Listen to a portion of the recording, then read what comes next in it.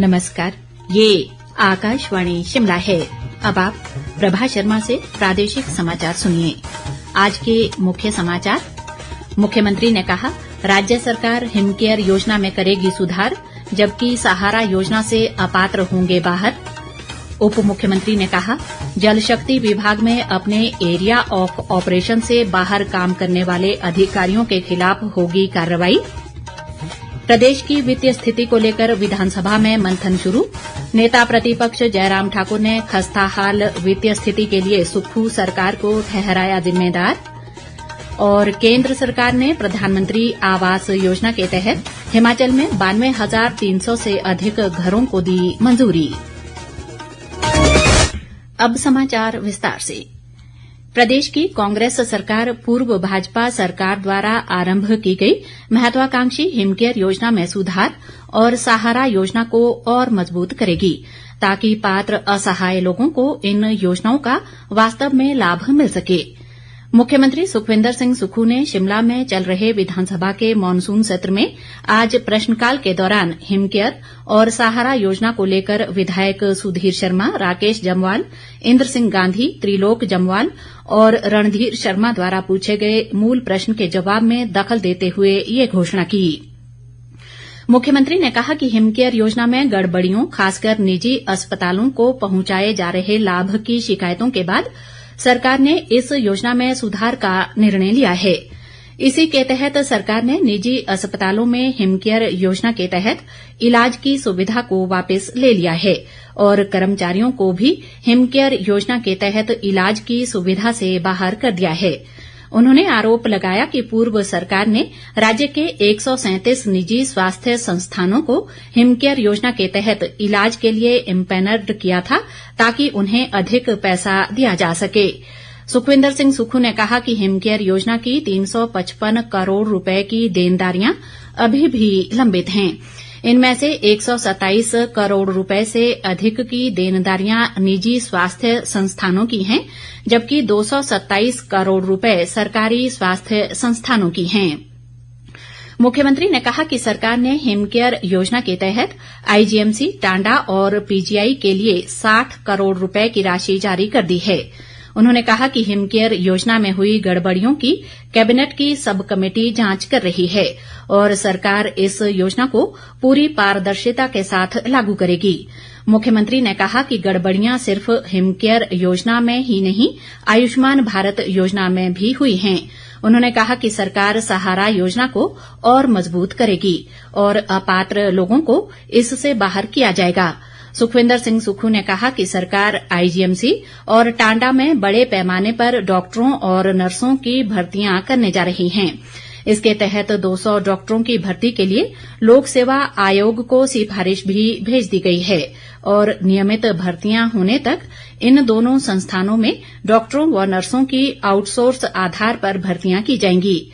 इससे पूर्व मूल प्रश्न के उत्तर में स्वास्थ्य मंत्री कर्नल धनीराम शांडिल ने कहा कि प्रदेश में सहारा योजना के तहत 16,798 आवेदन आए थे।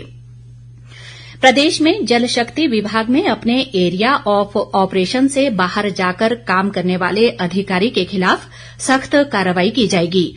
उप मुख्यमंत्री मुकेश अग्निहोत्री ने आज विधानसभा में विधायक पवन काजल द्वारा नियम 62 के तहत कांगड़ा विधानसभा क्षेत्र में पेयजल योजनाओं के कारण हो रही असुविधाओं को लेकर लाए गए ध्यानाकर्षण प्रस्ताव पर हुई चर्चा के उत्तर में ये बात कही।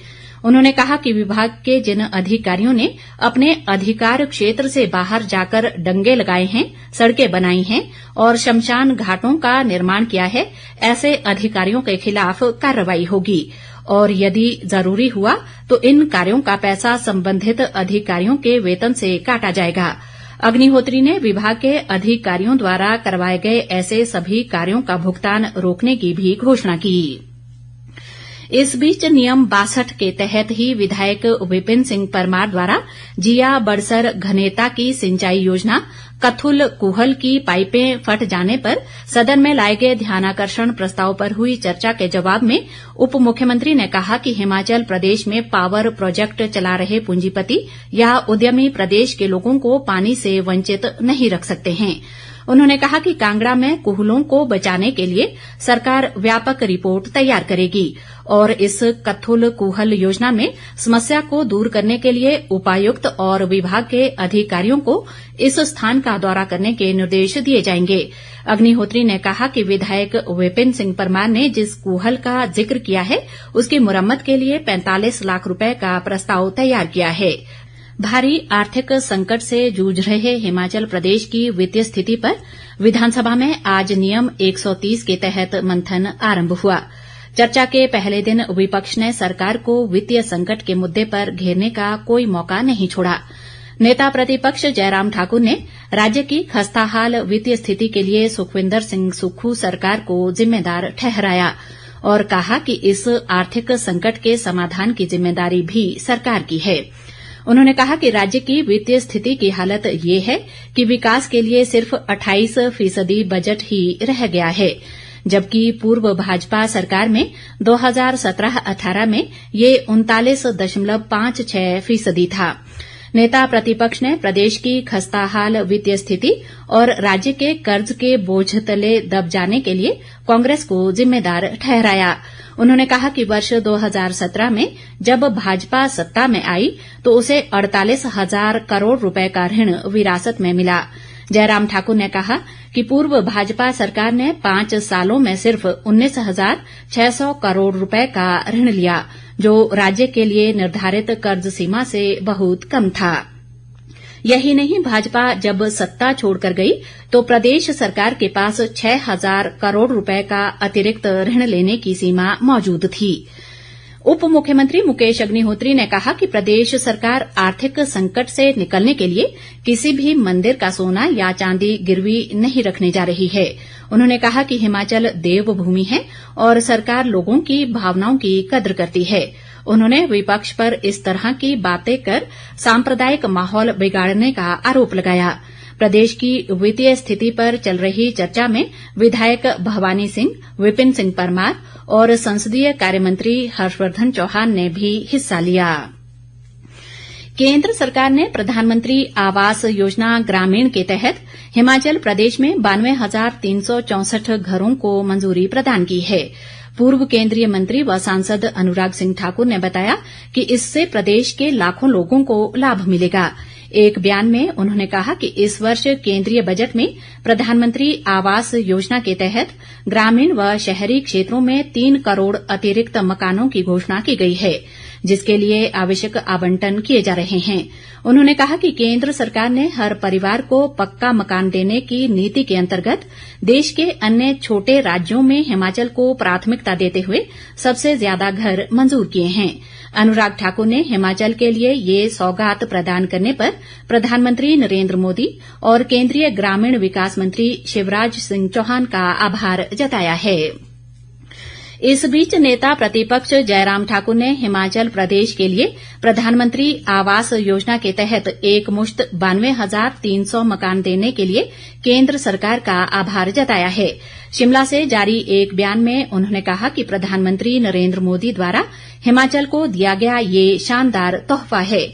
जयराम ठाकुर ने कहा कि इससे पहले भी मोदी सरकार ने आपदा के मद्देनजर 17,500 मकान दिए थे। नेता प्रतिपक्ष ने कहा कि केंद्र सरकार प्रदेश को 92,000 से अधिक घरों का तोहफा दे रही है, तो दूसरी तरफ प्रदेश की सुक्खू सरकार सीमेंट के दाम बढ़ाकर गरीबों के लिए घर बनाने के सपने को मुश्किल कर रही है। किन्नौर जिला के पांगी गांव की पीरी ढांक से आज सुबह चट्टाने गिरने से सेब बागीचों सहित अन्य फसलों को भारी नुकसान हुआ है। अचानक पहाड़ी दरकने से पूरे क्षेत्र में भय का माहौल बना हुआ है और अभी भी बीच बीच में पत्थर गिरने का क्रम जारी है। पहाड़ी दरकने से पांगी गांव की 25 बीघा जमीन पर फैले 60 बागवानों के सेब बागीचों को नुकसान पहुंचा है। इसके अलावा 4 दोगरियां भी पत्थरों की चपेट में आने से क्षतिग्रस्त हुई हैं। जिला प्रशासन के अधिकारियों ने राजस्व विभाग को नुकसान का आकलन करने का निर्देश दिए हैं और स्थानीय लोगों को इस क्षेत्र में न जाने का आग्रह किया है। अंत में मुख्य समाचार एक बार फिर। मुख्यमंत्री ने कहा, राज्य सरकार हिमकेयर योजना में करेगी सुधार, जबकि सहारा योजना से अपात्र होंगे बाहर। उप मुख्यमंत्री ने कहा, जल शक्ति विभाग में अपने एरिया ऑफ ऑपरेशन से बाहर काम करने वाले अधिकारियों के खिलाफ होगी कार्रवाई। प्रदेश की वित्तीय स्थिति को लेकर विधानसभा में मंथन शुरू। नेता प्रतिपक्ष जयराम ठाकुर ने खस्ताहाल वित्तीय स्थिति के लिए सुक्खू सरकार को ठहराया जिम्मेदार। और केंद्र सरकार ने प्रधानमंत्री आवास योजना के तहत हिमाचल में 92,300 से अधिक घरों को दी मंजूरी। इसी के साथ ये समाचार बुलेटिन समाप्त हुआ। नमस्कार।